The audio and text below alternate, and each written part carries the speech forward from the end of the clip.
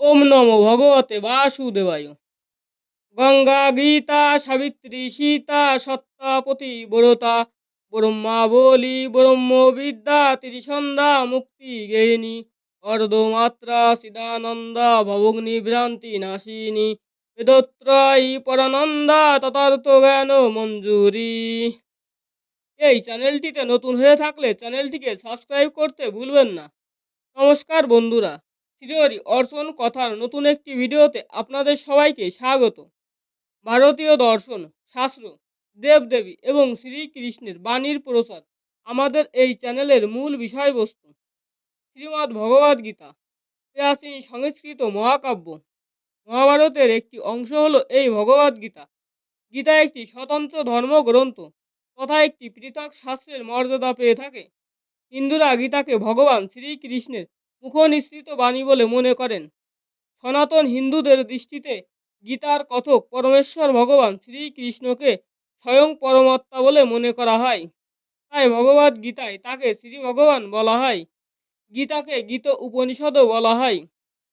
মহাভারতের ভীষ্ম পর্বের 25 থেকে 42 নম্বর অধ্যায়ের এই 18টি অধ্যায় হল ভগবদ গীতা বা গীত উপনিষদ।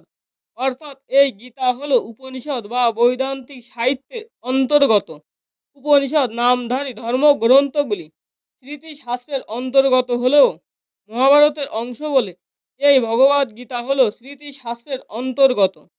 গীতা মাহাত্ম্যের অধ্যায়ে পরমেশ্বর ভগবান শ্রীকৃষ্ণ বলেছেন, কীর্তেত্তানি জপে নিত্যেম নর নিশ্চলা মনসা জ্ঞান সিদ্ধিমা লবে নিত্যম তথান্তে পরমাম পদামা।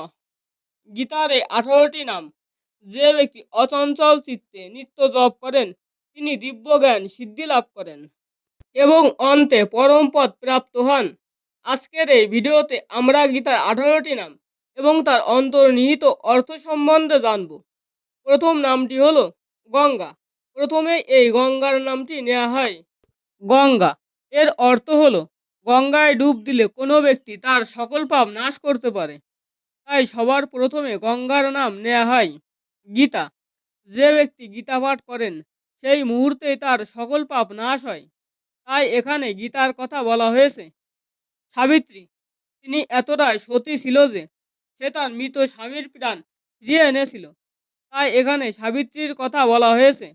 সীতা, ভগবান রামের পত্নী। মাতা সীতা এতটাই পবিত্র ছিল যে রাবণ শত চেষ্টার পরেও তা নষ্ট করতে পারেনি। তাই সীতাকে মহাপবিত্র বলা হয়। সত্তা, সত্তা বলতে আমাদের আত্মার কথা বলা হয়েছে। আত্মা যেমন অমর, গীতাও তেমনই অমর। পতিব্রতা, পতিব্রতা বলতে ভগবানের প্রতি আনুগত্য থাকা, কারণ একমাত্র ভগবান সকলের প্রতি আর আমরা সকলেই তার পত্নী। ব্রহ্মা বলি, ব্রহ্ম শক্তি থেকে নির্গত শক্তিকে বলা হয় ব্রহ্মা বলি, যে শক্তির বিনাশ নেই। ব্রহ্মবিদ্যা, ব্রহ্মবিদ্যাকে আমরা ব্রহ্মা বলির অনুরূপ বলতে পারি। ত্রিসন্ধ্যা, ত্রিসন্ধ্যা মানে হলো তিন কালের সমষ্টি, যথা ইহকাল, বর্তমান কাল ও পরকাল।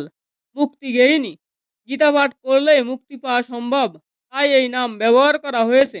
অর্ধমাত্রা, গীতায় ভগবান বলেছেন গীতা তার অর্ধেক, তাই এই অর্থ ব্যবহার করা হয়েছে। চিদানন্দা, এর অর্থ হলো চিৎ জগতের যে আনন্দ। আমরা এই জড় জগতে বাস করি, কিন্তু গীতায় চিৎ জগতের আনন্দের কথা বলা হয়েছে। তাই গীতার আরেকটি নাম চিদানন্দা। ভবগ্নি, এর অর্থ হলো ভব প্লাস অগ্নি। অগ্নি যেমন সোনাপুরে খাঁটি সোনায় পরিবর্তন করে এবং অগ্নিতে আহুতি দেয়া সমস্ত পাপ বিনষ্ট হয়ে যায়, ঠিক তেমনি গীতায় পারে আমাদের সকল পাপ দূর করতে। তাই গীতার আরেকটি নাম ভবগ্নি, ভ্রান্তি নাশিনী। এর অর্থ হলো আমরা আমাদের চারপাশের জিনিস দেখে বিভ্রান্ত হই, পথভ্রষ্ট হই, আর একমাত্র গীতাই পারে আমাদের এই ভ্রান্তি নাশ করতে। তাই গীতার আরেকটি নাম ভ্রান্তি নাশিনী। বেদত্রয়ী, এর অর্থ হলো বেদ চারটি, ঋগ্বেদ, সামবেদ, যজুর্বেদ এবং অথর্ববেদ। গীতায় এই সমস্ত বেদের কথাই উল্লেখিত আছে। এই জন্যই ত্রিবেদের সমন্বয়েই গঠিত শক্তি হলো বেদত্রয়ী। এই জন্য গীতার আরেকটি নাম বেদত্রয়ী, পরানন্দা। এর অর্থ হলো আমরা সবসময় অপরের দোষ দেখি, কিন্তু গীতাতে বলা হয়েছে অপরের দোষ না দেখে তার ভালো দিক দেখার মধ্যে যে আনন্দ, গীতায় তার কথাই বলা হয়েছে। এই জন্য গীতার আরেকটি নাম পরানন্দা, যথার্থ জ্ঞান ও মঞ্জুরি। গীতা পৃথিবীর সকল জ্ঞান তথা বিজ্ঞানের আধার। আমরা অনেক রহস্য উদ্ঘাটনের জন্য অনেক বছর ধরে গবেষণা করি, কিন্তু গীতাতে এই সমস্ত তথ্যই গুপ্ত আকারে দেয়া আছে, তাই একে জ্ঞানমঞ্জুরি বলা হয়েছে।